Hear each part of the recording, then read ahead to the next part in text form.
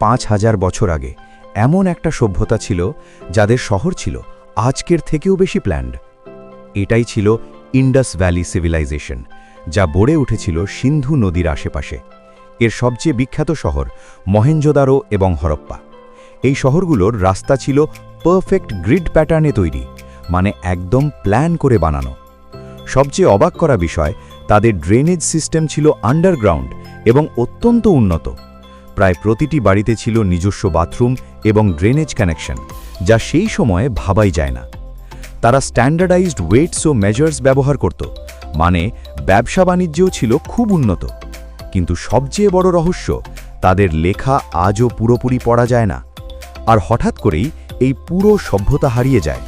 না কোনো বড় যুদ্ধের প্রমাণ, না কোনো স্পষ্ট কারণ। তাহলে কি হয়েছিল এই অ্যাডভান্সড সিভিলাইজেশনের?